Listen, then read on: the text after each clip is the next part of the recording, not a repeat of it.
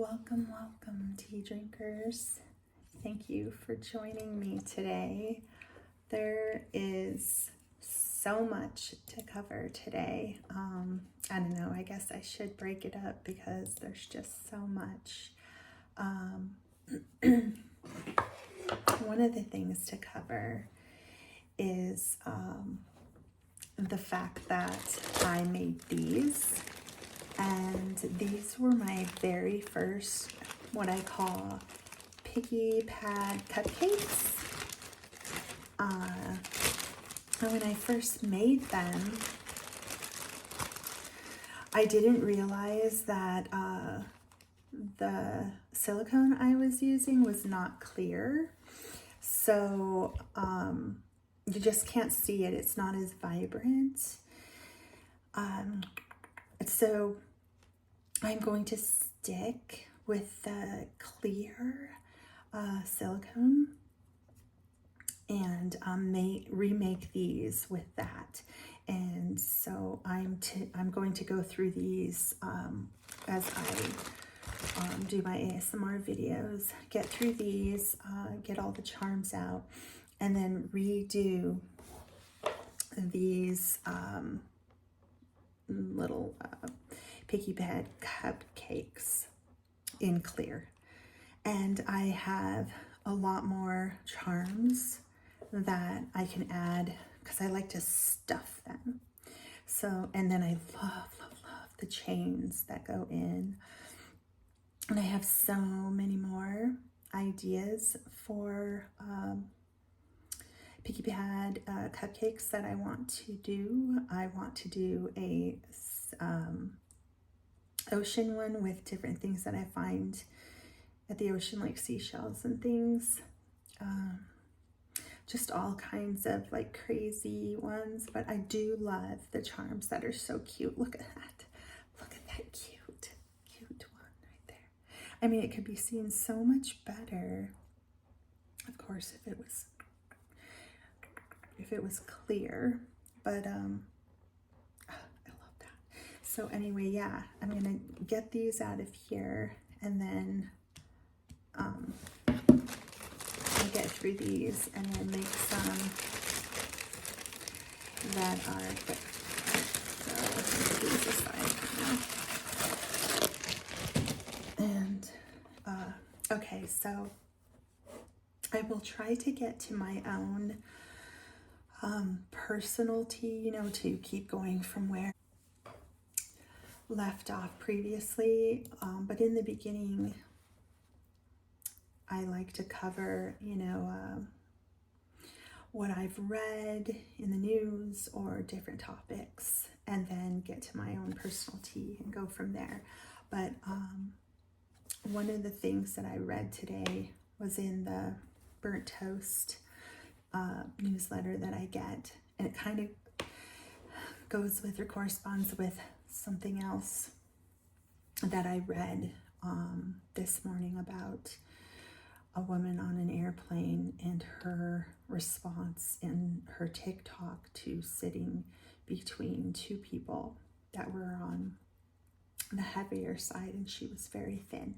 So what I'll do is, let's start with the article that I had read about sports, and I'm going to start with this. This one's easy to pick out right here. It's just, look at that. I'm going to go for that little yellow, cute little yellow flower first, and then I'll maneuver my way around here, and then maybe we get to the back and get this little guy out. And then where's that chain? That chain's in there somewhere, I believe. Yeah, I think I see it right there. There it is. That's going to be the fun part. So anyway, oh, look at that cute little guy. He's easy to get out. So, okay. So the article talked about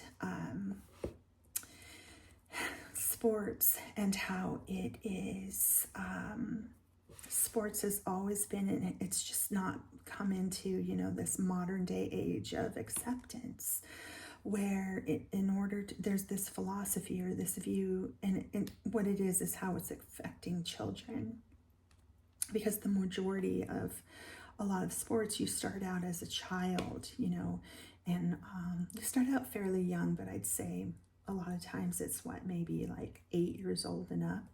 So you start out in sports, and I guess the view is that you're not going to do well in sports, and you're not going to be like a champion or something like that. You're not going to go on to the Olympics or make big money unless you're thin, unless you're like, oh my gosh, in gymnastics and swimming and so many sports. You are not going to be a true athlete unless you meet a certain weight or criteria for thinness. And so in this piece, it was just saying, in this burnt toast piece, it was just saying that, you know, there needs to be acceptance of more people that are all weights and sizes. You know, it's not all about,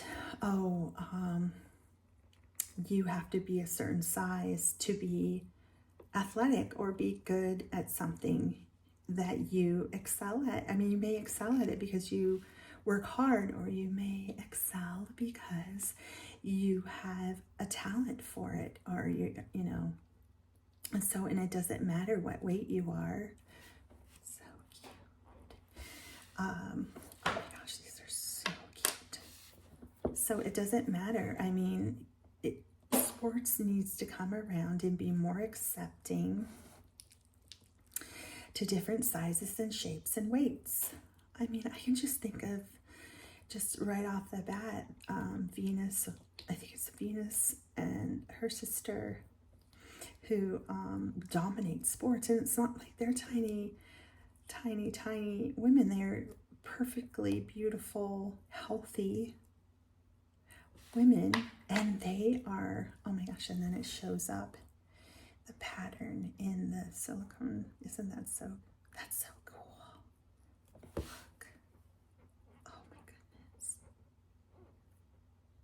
Love that. So,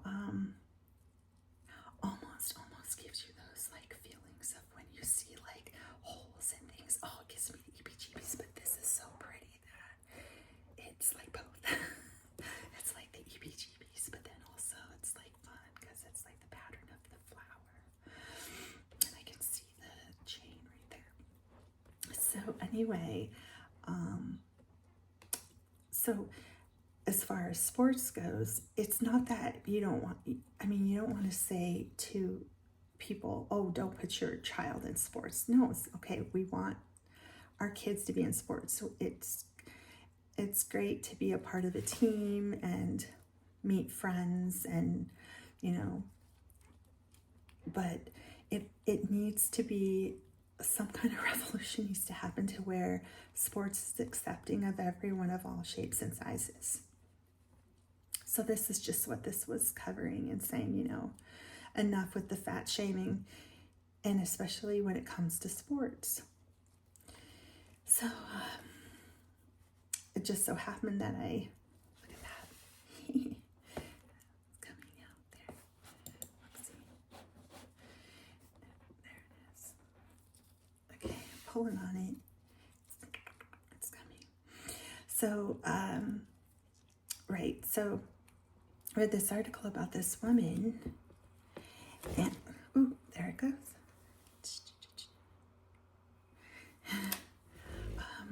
Read this article about this woman on, I don't know what airline it was. I can't remember. It might have been, I don't know, Southwest maybe. Anyway, so she was sitting between two people, and she had taken a picture of her thighs, and then you could see the other people on either side of her, and they did look heavier, and she was like kind of sandwiched right between them. And I get it, okay, I do get it. She was being rude though, saying that they were like sweating on her and all this stuff. Like, come on, seriously, your clothes, like, the only thing that looked like maybe you got touched was by your thighs, and you were both wearing clothing, are you going to feel sweat or see sweat? Okay. I don't know. It just kind of rubbed me the wrong way because I was like, you have to be accepting, and you have to put yourself in their shoes and realize, well, it's not comfortable for them either. Human decency, like, understand and be sympathetic. I mean, it was probably pretty obvious that you were uncomfortable and you made it known. So cute. So anyway, she went on her TikTok and then told, everyone how miserable she was, and that it was just so wrong that she was put between these two heavyset people, and that they should get a gym membership and do something about it. Oh, really? Because, that's all it takes is sheer devotion to the gym and just eating less, and voila, you're not going to be overweight any longer. I mean, the richest woman in the world, Oprah, could not lose weight for over 30 years, and it took Ozempic to help her because of something she was dealing with in her head. She said that she constantly could not stop thinking about food. So no amount of gym or eating less is going to help with that. And thankfully, Ozempic was able to help her. But I mean, I just thought about this lady on TikTok, and I thought, well, why doesn't she educate herself and read up on, obesity and how it affects so many people? And it's not just going to the gym or eating less that's going to solve the problem. And just be more sympathetic and kind, be more kind. I mean, is tough enough as it is. It's really hard on people who are overweight. And so, I don't know, it's just interesting how I had read that article and then also read this other one and seen, there's a lot out there. And I think that fat shaming is a huge part of, how it affects people. There's so many people that are overweight and how it affects their mental health. And that we just need to be more sympathetic. So anyway, I'm going to start going to the bottom now. Try to get this little guy here out. Okay, so just wanted to cover that. So I'm probably gonna need to move on here to some personal tea to kind of backpack or piggyback on what I had covered the last time. Oh gosh, there's some. What the heck is that? Like dried silicone on the front of this flower. Look at that. Repurposed flower with dried silicone on it. Anyway, let me see if I can get it. Oh, it's really dried on there. Good. I think I could pick it off, but it'll take quite a bit of effort. And I'm sure not a whole lot of soaking in water would help. I just kind of have to pick it off. I have the worst nails in the world, so I'm just making them even worse. I don't know why my nails are so thin. Oh God, I hope that's not a sign of bad health. Well, anyway, I'm always cutting them down because they're just so awful. But yeah, that's just too hard to get off, so I'm just gonna leave it out here for now. So, going back to, let's see, what did I cover the last time as far as personal tea and my daughter's acts? Let's get into it. So, let's see. So when I last spoke of him, he was, dating my daughter. He had met her friends, and I don't think I did talk about, I don't think I talked about his appearance. And I know that sounds probably just so petty, but I think that when you care about your appearance and you care about grooming, cutting your hair, cutting your, beard, or making your beard look nice, wearing, decent clothing, I think that goes to, I was whispering. I think I'll speak up a little bit more on this one. So I think that goes to show self-esteem and how you feel about yourself, right? I think that says a lot, your appearance. So I wanted to cover that. And the fact that even the first time he met me, and then, all most of the times after that, I could probably count on my hand the rare times that he dressed up and looked decent and looked groomed and looked good, because it was rare. I think maybe a couple of times, but most of the time he looked disheveled. He didn't look like he, really took care of himself. He would come around a lot, and he would be wearing sweatpants and a lot of times hoodies, and he would have the hoodie pulled over his head. My daughter seems to think that he was starting to go bald and that he was self-conscious about it, so that's why he wore the hoodies, because if he wasn't wearing a hoodie, he would be wearing a do-rag. And so and then just the beard was always never really trimmed, and if I did see his hair, it didn't seem to be trimmed either. Ooh, this is a difficult one. I know I should be coming to the back and getting those out, but honestly, like, it's so cute. You don't really want to disturb it yet. So I was just coming in this way and trying to get these out here, and not disturb these here yet. That little guy is just so cute, but I probably need to. I mean, it is like fun to try to, but I'll work on that one right there, and then I'll probably come around the other direction. So anyway, like I said, I was like, that has to, because there's a whole lot of psychology that I'm trying to delve into with this relationship my daughter had with this guy. I mean, there was a whole lot going on as far as self-esteem, and then maybe other issues. Maybe he was always like this as a kid because his father had left the picture when he was a baby, or his mother had 2 other children after that in another relationship, and so maybe her time was spent, taking care of the babies. And then he did say growing up he had a lot of family around, a lot of cousins, and he was a bit older, so he would be the one to babysit and take care of them. So maybe he was just looking for attention out of all of these kids, right? So he grew up like lying and getting attention for it. And then when you grow up and all you do is lie or say things to build your self-esteem or to get attention, then that's all you know, and you continue to do that. I don't know. I'm sure there's always psychology. There's what cute. There's so much psychology in everything. There's psychology in fat shaming. There's psychology involved in the way we are and how we act. So, I mean, it's sad. Some of us are maybe healthier than others because we haven't gone through like a ton of trauma, and some have gone through more trauma than others. And then maybe some grow and learn and become better at not being those people, those unhealthy people that lie or do or say things that are based off of those unhealthy ways of growing up. But then also you always wonder, like, are these people that were born this way, is this in their DNA, or is this a product of their environment? Look at that flower right there.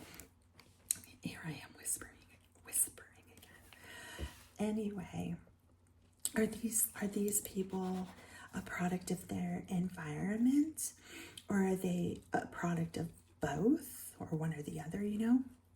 So anyway, it does interest me to kind of think. I mean, I've never talked to his friends or family, which is, I don't know why we haven't. I guess we just kind of think, let's just move on and not rehash and go back there and just stay clear of it. It was so traumatic, that whole relationship. So maybe we're just thinking that. But I mean, I would love to find out, what happened early on in his life, and why isn't he around his family? Maybe they got tired of it. I don't know.